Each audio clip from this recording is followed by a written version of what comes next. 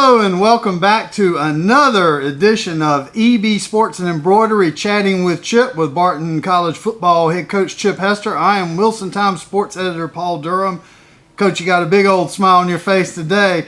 What a big game, 62-7 blowout win over Bluefield State on homecoming on Saturday at Truist Stadium. It was quite a day for you guys. And I know, look, this is a tough conference. You know, that could always happen to any team given the level of competition, even though this wasn't a conference game, but the teams that you're normally playing in the South Atlantic Conference. But gosh, Coach, it sure was good to be on the winning side of that kind of outcome, wasn't it? Yeah, absolutely. You know, going into the game, and even before that, when you schedule these guys, it's another new team, and they're starting football, and but then you start watching film on them, and you get their results. They were 4-2 going into the game. Now, they hadn't played the level of competition that we've played, and they played Erskine, and Erskine had beat them late. But I'm really proud of our guys because I think we played our game, and we didn't drop down a level and try to and put it on cruise control. I think our guys played hard. We played, and we talk about it all the time, of setting a standard and then playing to that standard. And I thought we did that. Had a little bit of a slow start, but you know, and at halftime we talked about coming out and playing and not having let-ups and then feeling bad about how we played in the second half. So I was proud of our guys, and it was good to have a no stress win. You know, you weren't tied in knots on the sideline or in the stands, and got to play some guys and some meaningful snaps. And I think that was it was a good day. Homecoming. It's always good to win homecoming, and man, it was just it was a nice day for Barton College. That's for sure. No doubt, and that halftime speech it didn't take long for him to bring that to fruition when Cameron Johnson returned the second half kickoff 90 yards for a touchdown. So that had to make you feel good. Oh, absolutely. And you know, I would say that, you know, we got after it at halftime, and I think our guys were responded well, and I you know, we wanted our guys to respond well, and he's a guy that's got talent, and it was good to see him break out. He was our special teams player of the week. Yeah. When you return a kickoff for a touchdown, that pretty much ends the ball game. Especially on demand when your coach tells you to do something like that. Right. Well, Coach, the other big thing I think the takeaway was you got some much needed reps for some guys, second and third string guys who produced. I mean, you didn't have a big drop off. I don't know how dispirited Bluefield State was at that point, but y'all got after it, like you said, all day. Yeah, and that's probably what I'm most pleased with coming out of that ball game is we played a bunch of guys and played a ton of running backs, and I think one guy that I probably would highlight for you is Cameron Powell. Cam Powell from Tarboro High School. He is a guy that he comes to work every day. He works hard. He has a great attitude, and he's a talented football player. He's getting bigger and stronger and faster, and so, you know, you're really happy for a guy like that to get an opportunity, and he made the most of it. I mean, he played well, scored a touchdown, and I think, you know, to be able to highlight a guy like that makes Saturday's win even better.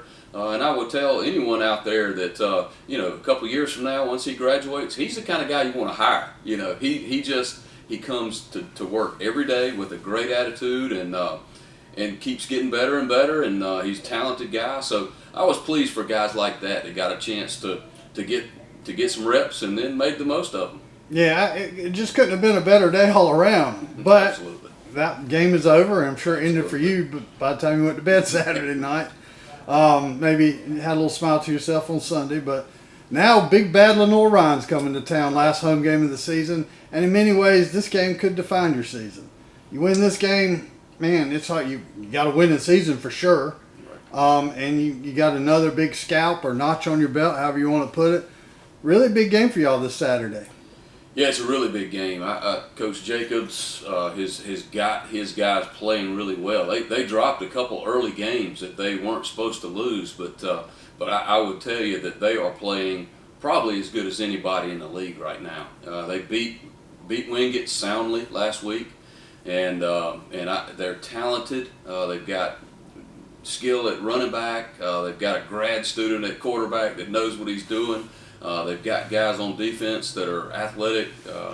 So this is a big challenge. Their quarterback is number one in the conference in passing. The running back's number one in rushing, and they've got good wideouts. So this will provide a challenge in all phases for us, and I think our guys are excited about the challenge, and this is what life is like in the South Atlantic Conference that we need to prepare for. Is every week you've got a solid, talented football team coming in, and you better come to compete, and we need to have a good plan as a coaching staff, and then we need to be able to execute and compete on a play-by-play basis, and that'll give us a chance if we're able to do that. We've got some talent on our side as well, and we just have to keep on having that mentality of getting better every time out. Try to get a little bit better. Well, Coach, that's worked for y'all so far this year. You've obviously done a great job in bringing talent to Barton to fill this team with some talented players, but you've also got some talented guys standing beside you on the sideline and in the booth upstairs. And we haven't really had a chance to talk about these guys, your coaching staff, and Coach Burnett, the defensive coordinator, and all the other guys. Just wanted to get your thoughts. Here you are, deep into the second season, and these guys have done a lot for you, I'm sure. What can you tell us about the staff that you've brought to Wilson? Yeah, absolutely. I think that anyone that's ever talked with me knows I'm not the smartest guy in the world. But what I do claim is I claim to be smart enough to hire guys that are smarter than me, and we've got some guys. I think you just mentioned one name that we need to really highlight is Tristan Burnett.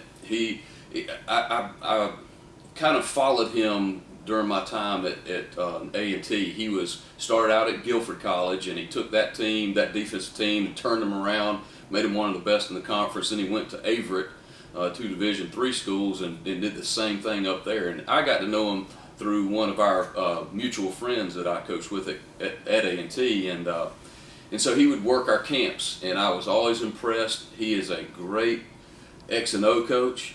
He's a relationship builder. He's a guy that our guys really believe in, and he's just set a really good tone on that defense. And Coach Morris is his right-hand man, and does a great job of getting that defensive line ready. And Kim Brown on the defensive staff is they've done a great job this year.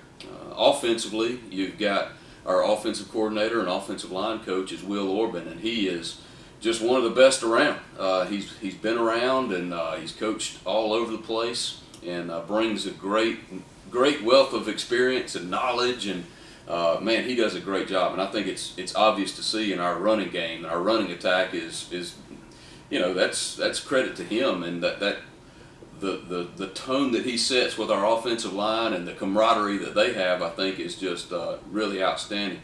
Matt Goggins, our quarterbacks and running backs, and Deshaun McFadden does a great job helping with the wide receivers, and Ray Miller, who finished his playing career and helps with our offensive line, and so we've got a really sharp group of coaches, and they've done a wonderful job. I think it's obvious to see that I think a credit to our coaching staff is that those guys have gotten better throughout last year and this year, and I think they've bought into our whole system, being a team first kind of system, and I think our guys believe in our coaches. So that'll take you far.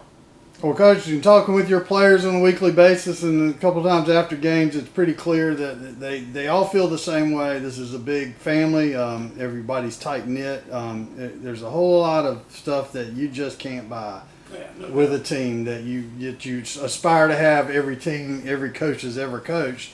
But you seem to have it, and I feel like probably a lot of it's come from your staff, because those guys started with you. You had them, well, most of them before you had any players. Absolutely. It started out, it was Coach Burnett and I for a little bit there, and recruiting that first class. So, I think that as I talk with my friends, I tell them that having that year where we didn't play, and that core group of guys, really became tight, and that creates a really tight bond that I think the other guys that have been brought in since feel that, and they say, well, this is how it is, and our guys, they love each other, and I think our coaches love our players, and I think that's powerful, and I think that makes it when you're playing for the guy beside you, that's meaningful, and that's a we always talk about what is your why, and faith and family and